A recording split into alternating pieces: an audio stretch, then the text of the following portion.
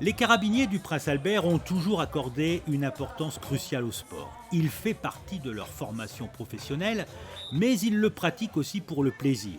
Avant que les plages ne soient prises d'assaut par les touristes, ils ont organisé sur la plage du Larvoto leur tournoi, le Beach Challenge Monaco. L'objectif, faire la promotion du beach volley et montrer que l'on peut pratiquer cette discipline en s'amusant. C'est vraiment pour vulgariser un peu le beach volley parce que c'est vrai que généralement tout ce qui est volleyball c'est plutôt axé sur la compétition de haut niveau et qu'on a rarement des événements sur des événements de moyen ou bas niveau ou débutants.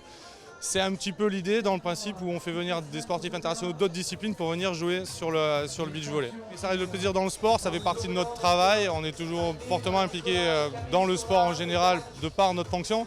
Et là c'est l'occasion de concilier un petit peu tout en sachant que bon, de toute façon tous les gars qui sont là c'est sur leur temps de repos, c'est pas sur le temps de travail.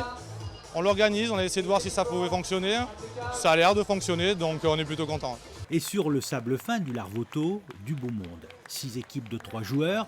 Chaque équipe est composée d'un membre de l'équipe de beach volley des carabiniers, dans un maillot frappé du logo de la Fondation Princesse Charlène, d'une volleyeuse du FX Pro et d'un sportif de haut niveau qui ne pratique pas ce sport, mais qui a la particularité d'avoir brillé dans sa discipline.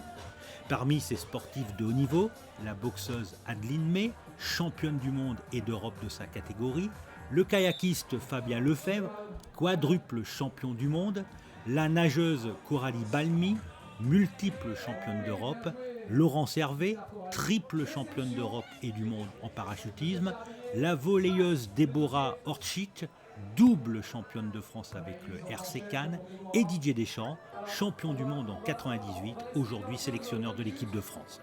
Chaque équipe est par ailleurs associée à un enfant ou à un adolescent de l'association Sourire et Partage. Une association qui aide moralement et matériellement les enfants gravement malades. Dès qu'on parle d'enfants gravement malades, il faut que l'État et tous les États, et en plus Monaco est exceptionnel, puisque déjà on sait que Monaco travaille beaucoup sur la maladie orpheline et les maladies des enfants, donc c'est vraiment génial, donc on est très content d'être à Monaco. Mais c'est vrai qu'il faut que la France également s'aperçoit qu'il y a beaucoup de maladies pédiatriques, et il faut se bouger un peu plus pour que tous ces enfants, puisqu'il y a quand même plus de 2500 enfants atteints chaque année, il faut faire quelque chose encore plus pour que ces enfants guérissent de mieux en mieux et de plus en plus. Les rencontres se déroulent en 15 points et chaque point est âprement disputé. Certains n'hésitent pas à faire des acrobaties dans le sable, d'autres comme Didier Deschamps restent dans une ambiance Coupe du Monde.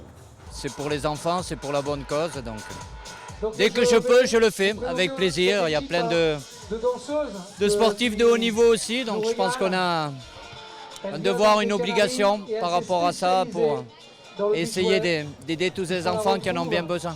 On est là pour s'amuser, mais bon, on est là quand même pour jouer aussi, quoi. Après, c'est du sable, donc il n'y a pas de risque à se faire mal, on peut tomber par terre, donc j'en profite. L'ambiance est conviviale, chaleureuse et amicale. Les sportifs de haut niveau remettent à chaque enfant de l'association Sourire et Partage un petit cadeau.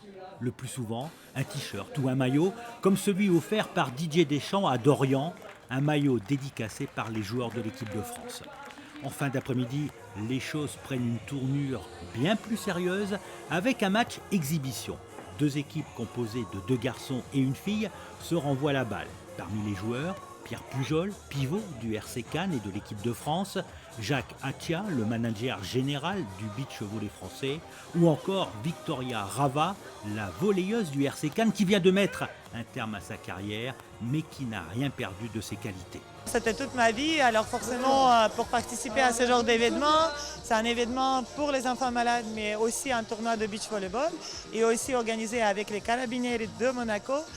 C'est un super événement et du coup je suis trop contente d'être là et de participer à tout ça et en même temps de prendre encore le plaisir pour jouer au volley.